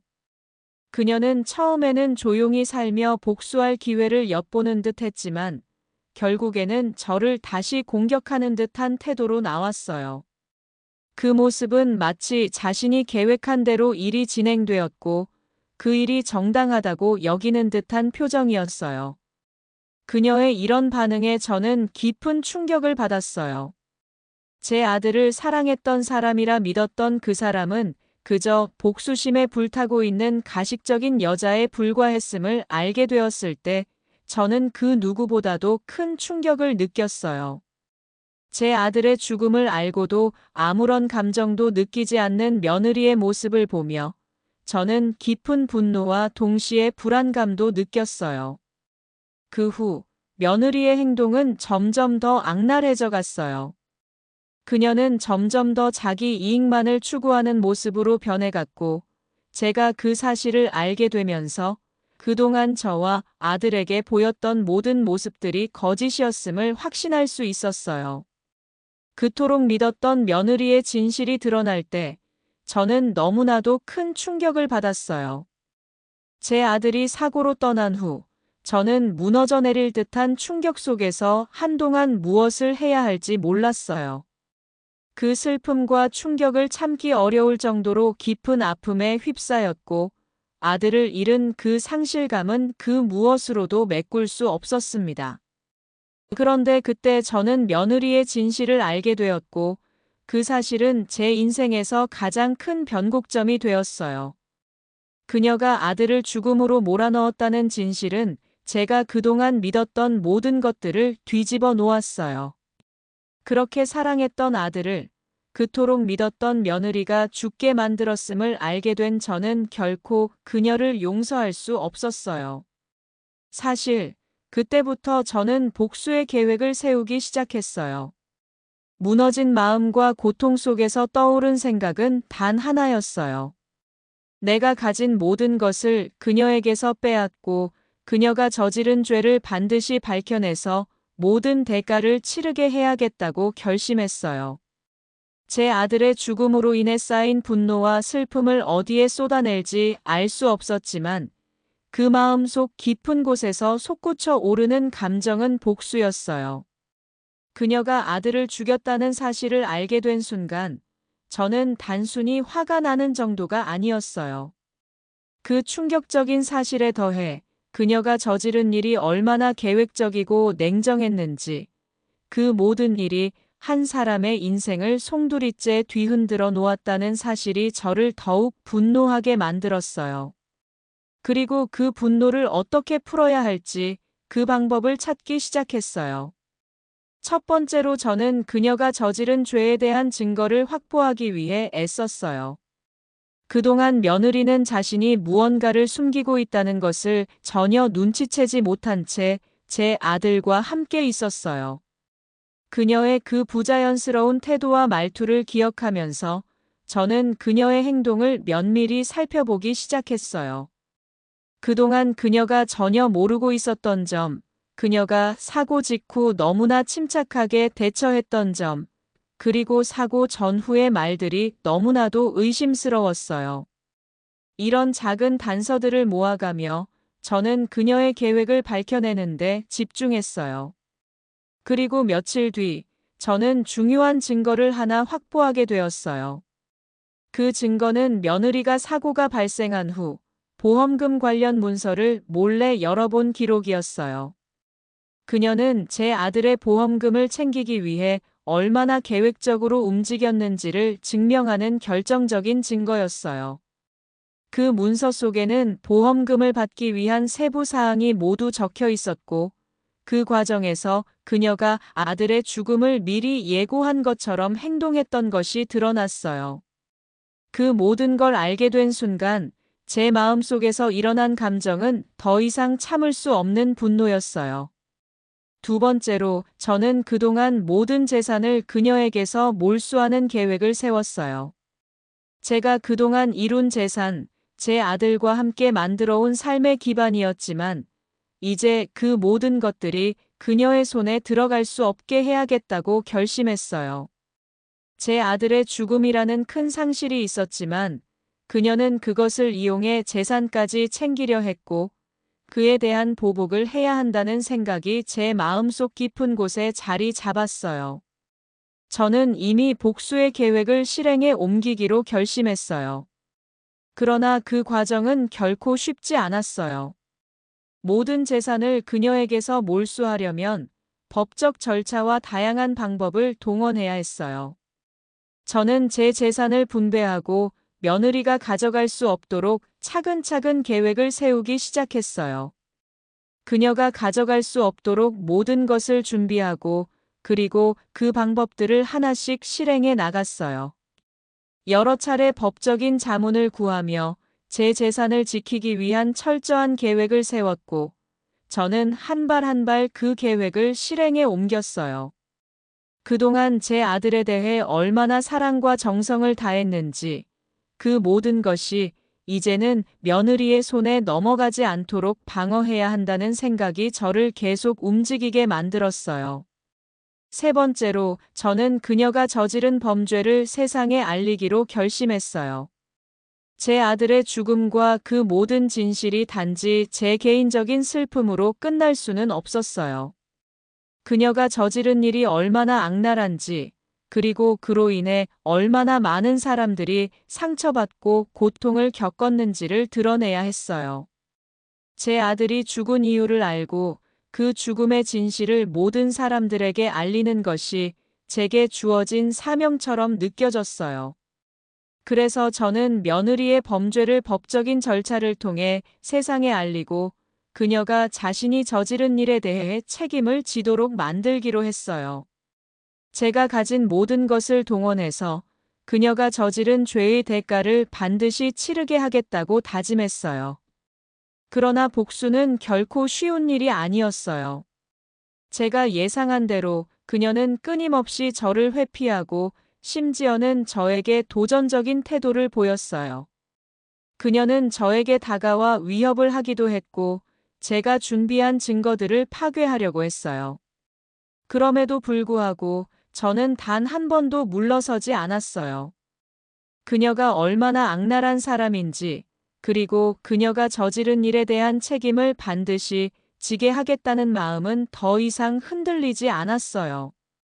그렇게 한 발 한 발, 저는 복수의 계획을 실천에 옮겼어요. 제 아들의 죽음으로 인해 받았던 모든 고통과 상처가 이제는 그녀에게 돌아가도록 만들었어요. 그리고 그 과정에서 제가 느낀 감정은 단지 분노만이 아니었어요. 그동안 얼마나 많은 시간이 지나갔는지, 얼마나 많은 눈물을 흘렸는지, 그 모든 것이 이제야 보상받는 것처럼 느껴졌어요. 복수는 단지 복수가 아니라 제 아들의 죽음에 대한 정의를 찾는 길이었어요. 복수를 실행에 옮기기로 결심한 순간부터 저는 단순히 상처를 치유하려는 마음보다는 그동안 제게 가해진 모든 고통을 갚아주고자 하는 강한 의지를 품고 있었습니다. 제 아들의 죽음 뒤에 숨어있는 진실을 밝혀내기 위한 과정은 단순히 며느리에게 복수하는 것 이상의 의미를 지니게 되었고, 저는 이를 통해 스스로의 변화와 성장도 경험하게 되었어요. 며느리에게 복수하는 일은 처음에는 막연하게 느껴졌어요. 복수라는 감정은 제 삶의 일부로 자리 잡지 않았고, 저는 그저 아들을 잃은 부모로서 그 상실감을 극복하고 싶었을 뿐이에요. 하지만 며느리가 제 아들을 죽게 만들었다는 사실을 알게 된 후, 제 마음은 복수의 감정으로 가득 차게 되었어요. 그녀의 냉정한 계획과 아들의 죽음을 통해 얻을 수 있는 보험금을 차지하려는 의도를 알게 되었을 때 제게는 분노와 억울함이 뒤엉킨 감정이 들었어요. 제 아들이 그렇게 비참하게 죽게 된 이유를 알게 되면서 그녀가 저지른 죄에 대한 응징이 제게 주어진 운명처럼 느껴졌어요. 첫 번째로 실행한 일은 그녀가 저지른 범죄를 세상에 알리는 것이었어요. 제 아들이 죽은 날부터 며느리의 태도는 너무나도 차갑고 기계적이었어요. 그녀는 아무 일도 없었다는 듯이 보험금 청구서를 작성하고 아들의 죽음을 슬퍼하는 대신 그저 다음 단계로 넘어가려 했죠. 저는 그런 그녀의 모습을 보고 심장 깊은 곳에서부터 복수의 불꽃이 타오르기 시작했어요. 그때부터 저는 그녀가 아들을 죽게 만든 과정과 그 뒤에 숨겨진 진실을 밝혀내기 위한 계획을 세우기 시작했어요. 저는 먼저 그녀가 보험금 청구서에 서명한 증거와 그 보험 계약서를 확보했어요. 그리고 변호사에게 도움을 받아 그 문서들이 법적으로 어떻게 작용하는지, 그녀가 아들의 죽음을 보험금을 받기 위한 수단으로 이용했음을 증명할 방법을 찾았어요. 이 증거들을 법정에서 사용할 수 있도록 준비하면서 저는 점점 더 이 사건의 전말이 명확해지고 있음을 느꼈어요. 변호사와 함께 여러 차례 법적 절차를 밟으면서 며느리의 범죄를 밝히는데 필요한 모든 준비를 마쳤고 저는 곧 그녀를 법적으로 압박할 수 있는 단계에 이르게 되었어요. 그러나 그 과정에서 제 자신이 변화하고 있음을 느꼈어요. 처음에는 단순히 복수를 하려는 마음에서 시작된 일이었지만 이제는 그 과정에서 제가 더 강해지고 더 명확하게 세상을 바라보게 되었다는 생각이 들었어요. 제 아들의 죽음으로 인한 슬픔과 아픔은 점차적으로 치유되었고 대신 그 자리에 제가 해야 할 일이 있다는 확고한 믿음이 자리 잡게 되었어요. 복수의 시련은 이제 단순히 복수를 넘어 제 스스로를 다시 일으키는 과정이었어요. 그때 저는 두 번째 단계로 며느리에게 재산을 몰수하는 계획을 실행에 옮겼어요. 그녀가 아들의 죽음으로 얻을 수 있는 보험금을 확보하려는 계획을 세운 것처럼 저는 제 모든 재산을 그녀의 손에 넘기지 않기로 결심했어요. 제 아들과 함께 살아온 집, 제 생활에 대한 모든 권리와 재산을 그녀가 차지하게 해서는 안 된다고 생각했어요. 그동안 그녀가 제 아들에게 한 행동들을 떠올리면 그가 떠난 후에도 그녀가 그저 재산을 챙기려는 모습을 보면 저는 그런 생각에 더 확신을 가졌어요. 그래서 저는 변호사를 통해 재산을 그녀에게 넘기지 않도록 법적 절차를 밟았어요. 그 과정에서 제 아들의 유산과 관련된 서류를 다시 한번 정리하고 모든 자산을 재분배하는 일을 진행했어요. 그리고 며느리가 제 아들의 재산을 가로채지 못하도록 방어망을 치기 시작했죠. 그녀가 그동안 저지른 범죄를 세상에 알리는 일과 동시에 그녀가 제 아들의 유산을 손에 넣을 수 없도록 하는 일이 제 목표였어요. 그 일은 처음에는 매우 복잡하고 어려워 보였지만 시간이 지날수록 제 자신이 점점 더 명확한 목표를 가지고 있다는 것을 깨달았어요. 이제 저는 그녀가 더 이상 제 아들의 유산을 차지할 수 없다는 확신을 갖게 되었고, 그로 인해 느낀 만족감과 기쁨은 제 삶의 전환점을 만들어 주었어요. 세 번째로, 저는 며느리와 직접 대면하는 시간을 가졌어요. 그때는 이미 모든 준비가 끝나 있었고, 그녀의 범죄가 법적으로 입증될 준비가 되어 있었어요. 저는 그녀에게 그동안의 모든 진실을 마주하며 이야기했어요. 그녀가 제 아들을 죽게 만든 진실을 알게 되었을 때 그녀의 얼굴은 예상보다도 차갑고 냉정했어요. 그녀는 그동안 저를 속이고 아들을 죽음으로 몰아넣은 것에 대해 아무런 감정도 느끼지 않는 듯한 태도를 보였죠. 그녀는 오히려 자신이 잘못한 것이 없다는 듯이 행동했어요. 그때 저는 그녀의 태도에 대해 깊은 분노와 실망을 느꼈어요. 하지만 그럼에도 불구하고 저는 그녀에게 복수할 수밖에 없다는 결심을 확고히 했어요. 저는 그날 이후로 그녀와의 모든 관계를 끊었어요. 그녀는 제 아들의 죽음을 통해 얻으려 했던 것들을 차지하지 못했고, 제 유산은 그녀의 손에 넘어가지 않았어요. 그 과정에서 저는 제 자신을 많이 되돌아봤어요. 제 아들을 잃은 후, 저는 너무 많은 고통과 슬픔을 겪었지만, 그 고통을 딛고 일어나며 더 강해졌다는 것을 느꼈어요. 제 복수는 단지 며느리에게 복수하는 것만이 아니라, 저 자신에게도 중요한 변화의 시작이었어요. 복수의 실행은 결국 제 자신을 돌아보게 했고, 저의 내면의 힘을 발견할 수 있는 기회가 되었어요. 이 모든 일들이 끝난 후, 저는 이제 그저 복수를 완수한 사람이 아니라, 새로운 삶을 시작한 사람이 되었다는 것을 깨달았어요. 제 아들의 죽음이라는 큰 상실을 견뎌내면서 저는 더 강하고 확고한 사람이 되었어요. 복수를 실행하면서 저는 자신을 치유할 수 있었고, 그 과정에서 제 삶의 의미를 다시 찾을 수 있었어요. 제 아들이 떠난 후의 삶은 너무도 고통스러웠지만, 그 고통을 딛고 일어난 저 자신을 자랑스럽게 느끼며 살아가게 되었어요. 모든 일이 끝나고 복수의 실현을 위해 저는 마침내 며느리와의 마지막 대면을 결심했어요. 그동안 많은 시간을 고민하고 계획을 세운 끝에 이제는 더 이상 미룰 수 없다는 생각이 들었어요.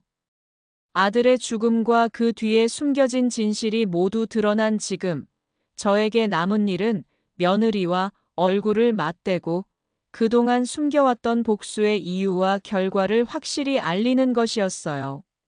하지만 그 만남은 단순한 복수의 행위만이 아니라 제 삶에서 중요한 결단의 순간이었어요.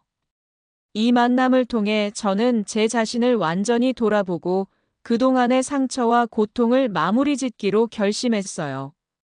그녀와 마지막으로 마주할 날이 다가오면서 제 마음은 복잡하고 무거운 감정에 휩싸였어요. 며느리에게 복수하는 일은 처음에는 단순히 그녀의 잘못을 응징하려는 감정에서 시작되었지만, 이제는 그것이 제 삶을 변화시키는 중요한 계기가 되어 가고 있었어요. 복수를 실행하고 그녀에게 진실을 알리는 일이 단순한 보복을 넘어서 제 스스로의 치유와 성장의 과정으로 바뀌었다는 생각이 들었어요. 그녀와의 만남을 앞두고 저는 마음속으로 여러 번 그 대화를 상상했어요. 어떻게 말해야 할지, 어떤 감정을 표현해야 할지, 그녀가 어떤 반응을 보일지 모두 예측할 수 없었죠. 하지만 중요한 것은 그녀에게 어떤 감정도 보여주지 않고 오직 차갑고 이성적인 판단으로 그동안의 일들을 짚어 나가는 것이었어요. 복수의 감정을 너무 드러내면 저는 다시 그녀에게 휘둘릴 수도 있다는 생각이 들었어요. 이제는 감정에 휘둘리지 않고 자신의 결단을 확고히 해야 했어요. 마지막 대면을 위해 그녀와 약속된 장소에 도착했을 때 제 마음은 이미 준비가 되어 있었어요. 그날 저는 그동안 쌓인 감정을 모두 꾹 참으면서 그녀를 마주했어요. 처음에는 아무런 말 없이 서로를 바라보았죠. 그녀는 예상대로 차가운 표정을 지으며 제게 무슨 말을 할지 몰라 어색한 분위기만이 감돌았어요. 그때 저는 그녀에게 먼저 말을 걸었어요. 당신, 내 아들을 죽게 만든 이유를 알고 있어요. 그 말을 꺼내는 순간 제 심장은 터질 듯이 뛰었지만 저는 평온하게 그 말을 이어갔어요. 며느리는 순간적으로 놀란 표정을 지었어요. 그동안 저를 속였다는 사실을 알고 있었던 제가 결국 그 진실을 알게 되었을 거라는 걸 알았기 때문일 거예요. 하지만 그녀는 이내 침착하게 대답했어요. 당신이 뭐라고 생각하든 내 아들과의 결혼 생활은 나에게 중요한 일이었어요. 그 모든 것들은 내 선택이었고 그게 내 인생에 필요했어요. 그 말은 그녀가 그동안 저지른 죄에 대해 아무런 죄책감을 느끼지 않고 있다는 것을 의미했어요. 그녀는 여전히 자신이 한 일이 옳았다고 믿고 있었어요. 그 모습을 보고 저는 그녀에게 한마디를 더했어요. 내 아들을 죽게 만든 이유가 보험금 때문이라는 것을 알고 있어요. 당신은 그를 죽여서 보험금을 받을 계획을 세웠고 그 계획대로 실행한 거예요. 내가 그 모든 것을 알아냈어요. 그녀는 잠시 말을 잇지 못했어요. 그리고 나서 짧은 침묵이 지나고 나서야 그녀는 고백을 시작했어요. 그녀의 목소리는 여전히 냉정하고 무덤덤했어요. 그래요. 맞아요. 내가 그를 죽게 만들었어요. 그게 내가 원하던 삶이었으니까. 하지만 그게 끝이 아니었어요. 당신이 그걸 알게 된 이상, 이제 더 이상 숨길 필요가 없어요. 그녀의 말에는 죄책감도 후회도 없었어요. 오히려 그녀는 자랑스럽게 자신의 행동을 고백하는 듯한 태도를 보였어요. 제 마음은 점점 더 차갑고 단단해졌어요. 이제는 감정에 휘둘리지 않고 제 결단을 내려야 한다는 생각만 들었어요. 당신의 행동이 잘못됐다는 걸 알지 못한 채로 살아간 내가 한때는 참 어리석었어요. 하지만 이제는 다 알게 되었고, 더 이상 당신에게 기회를 줄 생각은 없어요. 내 아들을 죽게 만든 대가를 치르게 할 거예요. 그녀의 얼굴은 여전히 차갑고 무표정했어요. 그녀는 전혀 당황하지 않았어요. 오히려 그녀는 고개를 끄덕이며 한마디 했어요. 그렇게 하세요. 내게 남은 건 아무것도 없어요. 당신이 원하는 대로 하세요. 그 말에 저는 더 이상 그녀와의 대화에서 더 많은 감정을 쏟아낼 필요가 없다고 느꼈어요. 결국 저는 그날 이후로 그녀와의 모든 관계를 끊기로 결심했어요. 그리고 며느리에게 복수하는 일이 단지 보복을 넘어서 제 삶의 새로운 전환점이 될 것이라는 것을 확신하게 되었어요. 마지막으로 저는 그녀에게 자신의 죄를 법적 절차를 통해 밝혀낼 것이라고 경고했어요. 그동안 그녀가 저지른 모든 일을 세상에 알리고 법적으로 그 책임을 묻겠다고 말했어요. 그녀는 그 말을 들으며 여전히 무덤덤한 표정을 지었지만 그 순간 그녀에게 무엇을 말해도 소용없다는 것을 알게 되었어요. 그녀는 이미 자신의 죄를 인정했으니까요. 그녀와의 마지막 대면을 끝낸 후 저는 그동안 쌓였던 모든 감정을 내려놓고 더 이상 복수에 집착하지 않기로 결심했어요. 며느리와의 대면은 저에게 큰 결단을 내릴 수 있는 기회를 주었어요. 이제는 그녀에게 더 이상 신경 쓰지 않으며 제 삶을 새롭게 시작할 때가 왔다고 느꼈어요. 그녀와의 마지막 대면은 결국 저에게 자신을 돌아보고 앞으로의 삶을 살아갈 힘을 준 중요한 순간이었어요. 복수를 실행한 후 제 마음은 예상보다 훨씬 복잡하고 무겁게 느껴졌어요. 그동안 쌓아왔던 증오와 분노가 어느 순간 사라지고 그 자리에 한가득 공허함이 차오르기 시작했어요. 복수는 이루어졌지만 그 끝에는 예상치 못한 감정의 무게가 있었죠. 그동안 느껴왔던 분노와 증오는 사라졌지만 이제는 그 감정들이 저를 더 이상 지배하지 않도록 해야겠다는 생각이 들었어요. 복수는 잠시 저를 만족시켰지만 그것이 정말 저를 치유해 줄 수 있을까 하는 의문이 계속해서 떠올랐어요. 복수 후 저는 내면의 평화를 찾기 위한 여정을 시작했어요. 그동안의 고통과 상처를 치유하고 자신을 돌아보는 시간을 가질 필요성을 느꼈어요. 내가 왜 그토록 복수에 집착했던 것일까? 나는 왜 그렇게 그 여자가 내 아들을 죽게 만든 것에 대해 분노하고 그것을 응징하려 했을까? 복수를 통해 얻게 되는 것은 무엇일까? 그런 질문들이 제 마음을 어지럽혔어요.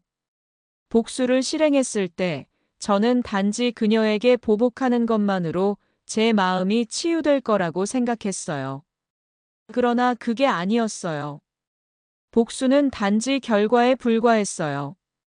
제 진정한 치유는 그 안에서 내가 어떤 감정을 갖고 살아왔는지, 어떤 상처를 안고 살아왔는지 깨닫는 것에서 비롯되어야 한다는 걸 깨달았어요. 그동안 제 마음속에 숨어있던 상처들이 하나둘씩 드러나기 시작했어요. 저는 아들을 애지중지 키웠지만 그의 죽음을 막을 수 없었던 죄책감에 시달렸어요. 그 고통을 다루지 않고 대신 복수라는 목표로 향해 나갔던 것이었죠. 저는 그동안 나의 내면을 외면한 채 살아왔던 거예요. 복수를 통해 외부의 상황에만 집중하고 제 내면의 상처를 치유하려 하지 않았던 거예요. 그렇다면 이제 무엇을 해야 할까요? 복수는 끝났고 그 결과는 제 마음을 완전히 치유해주지 않았어요. 이제는 제 마음을 어떻게 다루고 어떻게 내면의 평화를 찾아야 할까요? 저는 깊은 고요 속에서 그 답을 찾아야 한다는 생각이 들었어요. 그동안 외부의 사건에 집중했던 시간들이 지나고 나니 이제 제 자신과 마주할 시간이 왔어요. 먼저 제 자신을 용서하는 일이 가장 중요하다는 것을 깨달았어요. 저는 아들을 잃은 것에 대해 많은 죄책감을 느꼈어요. 그리고 그 죄책감을 어떻게든 해결하려고 복수라는 방법을 선택했죠. 하지만 그 죄책감을 진정으로 해결하는 방법은 복수가 아니라 자신을 이해하고 용서하는 것이라는 걸 알게 되었어요. 나는 내게 너무 가혹했고 내 상처를 치유할 수 있는 방법을 찾지 않았어요. 이제는 스스로를 용서하는 것이 필요한 시간이었어요. 그동안 내가 복수를 통해 얻을 수 있었던 것은 단지 일시적인 만족감뿐이었어요. 그것은 치유가 아니라 더 깊은 상처를 남기게 되는 과정이었죠. 이제는 그 상처를 치유하기 위한 방법을 찾아야 했어요. 내면의 평화를 찾기 위해 나는 스스로와의 대화를 시작했어요. 내가 느꼈던 감정들, 내가 겪었던 상처들을 하나하나 풀어가며 스스로를 이해하려 했어요. 내 감정을 무시하고 외면하지 않고 온전히 받아들이고 그 속에서 나의 진정한 평화를 찾고 싶었어요. 이제는 내 삶에서 복수가 아닌 평화가 필요했어요.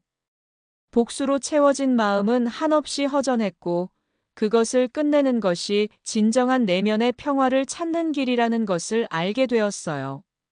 나는 다시 일상으로 돌아가야 했어요. 복수를 통해 얻었던 승리의 감정은 이제 내게 아무런 의미가 없었어요. 그저 내가 진정으로 원했던 것은 내 삶의 모든 감정을 받아들이고 그 안에서 평온을 찾는 것이었어요.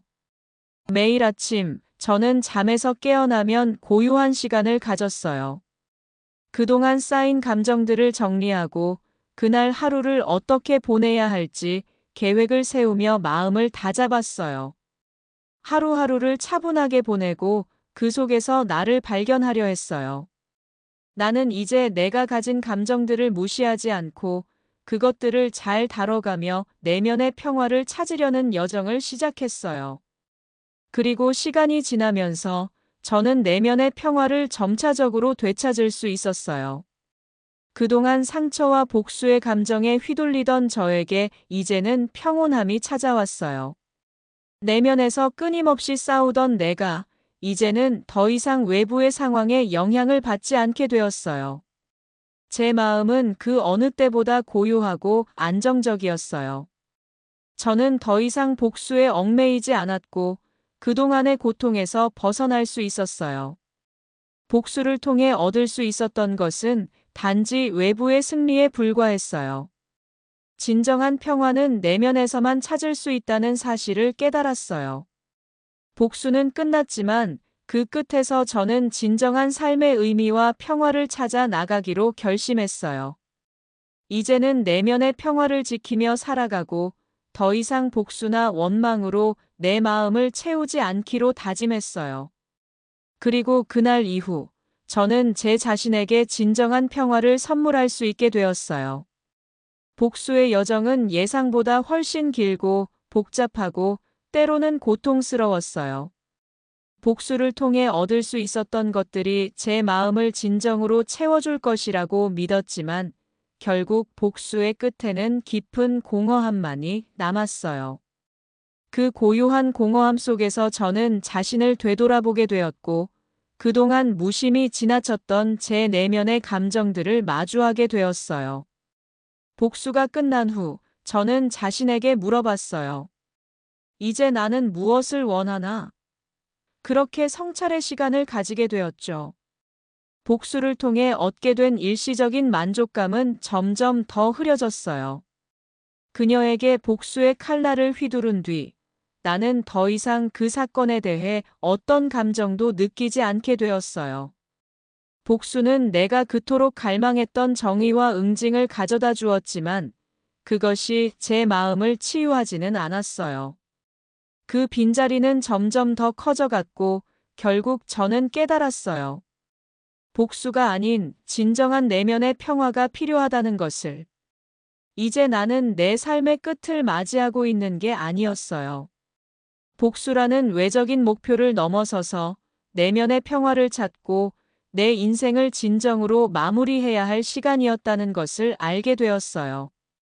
그동안 나는 내가 겪은 고통을 복수를 통해 해결하려고 했지만 그 과정에서 내가 가장 소중히 여겨야 할 감정들을 잃어버렸다는 걸 깨달았어요.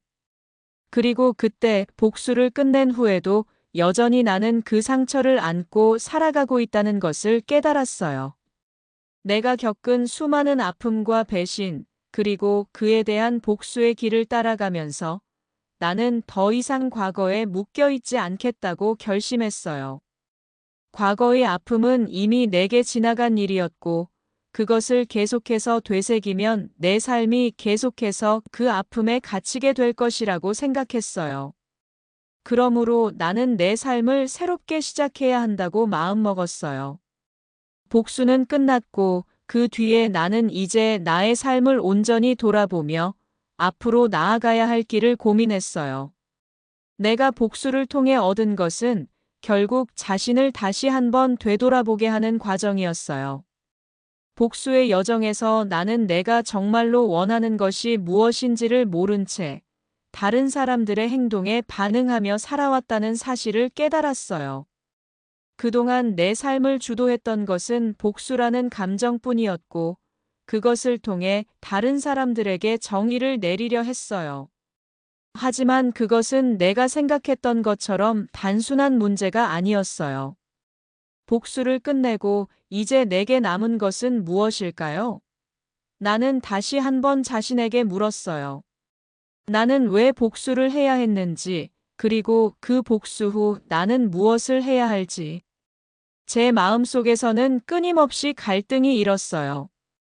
나는 더 이상 복수에 집착할 필요가 없다는 것을 알았지만 그 끝에서 나 자신에게 한 가지 물어보았어요. 나는 어떤 사람으로 남고 싶을까?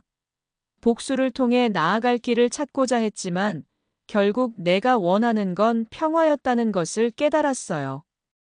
그동안 복수와 원망으로 내 마음을 가득 채우며 살아왔지만 이제는 그 감정들을 내려놓고 싶었어요. 내 마음을 채운 상처들, 아픔들, 그리고 복수로 인한 고통들을 놓아줄 때가 왔다고 생각했어요. 나는 이제 그런 감정들을 더 이상 내 삶의 일부로 간직하고 싶지 않았어요. 그 고통들을 끝내고 내 마음속에 평화와 사랑이 자리할 수 있도록 해야 했어요. 이렇게 저는 자신에게 물었어요. 내가 남기고 싶은 유산은 무엇일까? 그리고 깨달았어요. 그 유산은 복수나 원망이 아니라 사랑과 평화였어요. 나는 내 삶의 마지막을 평화롭게 마무리하며 그 평화를 다른 사람들에게도 전해주고 싶었어요. 복수의 길을 걷고 나서 그 끝에서 내가 얻은 것은 결국 사랑과 평화였어요. 이 세상에서 내가 남기고 싶은 것은 복수가 아니라 진정한 평화였어요. 그래서 저는 그 길을 따라갔어요. 복수라는 무거운 짐을 내려놓고 내 마음 속에 있는 사랑과 평화를 품고 나만의 길을 걷기 시작했어요. 이제는 더 이상 과거에 얽매이지 않았어요. 나는 내 삶의 후반을 어떻게 살아갈 것인지 고민하며 그 모든 경험을 통해 더 나은 사람으로 성장할 수 있는 길을 찾으려고 했어요. 그 길을 걸으면서 나는 더 이상 복수와 증오에 휘둘리지 않아요. 복수의 후유증은 물론 남아있겠지만 그것을 내 삶의 중심으로 두지 않기로 결심했어요. 내게 필요한 것은 내면의 평화와 사랑이었어요. 그리고 그것을 찾아가기 위해 매일 자신과 마주하며 살아가기로 했어요. 결국 복수는 나에게 많은 교훈을 주었어요. 그 교훈은 바로 복수로는 진정한 평화를 찾을 수 없다는 것이었어요. 내 마음의 평화를 찾기 위해서는 복수가 아닌 용서와 사랑이 필요하다는 걸 깨달았어요. 나는 이제 내 삶을 사랑하고 평화롭게 마무리할 준비가 되었어요. 그리고 그것이 제가 이 세상에서 남기고 싶은 마지막 유산이었어요. 복수를 마친 후 제 삶은 한층 더 여유로워졌어요. 그동안 복수와 복잡한 감정들로 얼룩졌던 마음이 이제는 조금씩 정리되었고 평화로움을 찾기 시작했어요. 복수라는 무거운 짐을 내려놓은 만큼 저는 이제 새로운 시작을 해야 할 때가 되었어요. 내 삶에서 무엇이 중요한지 깨닫게 되었고 그동안 놓쳐왔던 작은 기쁨들을 다시 찾기 시작했어요. 그동안 나는 내 감정의 주인이 되어야 한다는 생각을 하지 못했어요. 복수의 끊임없는 추적 속에서 나는 내 마음을 내버려 두었고 결국 자신을 잃어버린 것 같았어요. 그러나 이제는 달라졌어요. 내가 진정으로 원했던 것은 다른 사람의 고통이 아니라 내 자신에게 주는 평화와 행복이었어요. 복수로 채워지지 않는 빈자리를 채우는 건 외부의 응징이 아니라 내면의 변화였어요. 매일 아침 저는 창문을 열고 새롭게 시작된 하루를 맞이해요. 예전에는 그렇게 작은 일상이 큰 의미가 없었지만 이제는 그 하나하나가 소중하게 느껴졌어요. 아침에 차 한 잔을 마시고 하루를 계획하면서 내가 원하는 일을 하기로 결심했어요. 여행을 가고 취미 생활을 시작하며 혼자만의 시간을 즐기는 것도 제 삶에서 중요한 부분이었어요. 나는 다시 나를 위한 시간을 보내기로 했어요. 그동안 내 삶의 중심은 다른 사람들의 기대와 요구였어요. 남편, 아들, 며느리, 그리고 그 외 사람들의 시선에 맞추어 살아가다 보니 나 자신을 놓친 듯 했어요. 하지만 이제는 내 삶에서 내가 가장 중요한 존재가 되어야 한다는 생각을 하게 되었어요. 나 자신을 사랑하고 내 꿈을 다시 꾸는 시간이 필요했어요. 그동안 내가 버린 꿈들을 다시 찾아가고 내가 원했던 것들을 이루기 위해 노력할 시간이었어요. 새로운 삶을 시작하면서 나는 작은 목표들을 하나씩 세웠어요. 여행을 떠나고 오래된 취미를 다시 시작하고 사람들과 더 많이 교류하려고 했어요. 한때 그 모든 것이 나에게 부담스럽게 느껴졌지만 이제는 그렇게 자유롭게 살 수 있다는 사실에 감사했어요. 나는 이제 더 이상 누군가의 기대를 따라 살지 않기로 결심했어요. 내 삶은 내 것, 나만의 길을 걸어가기로 했어요.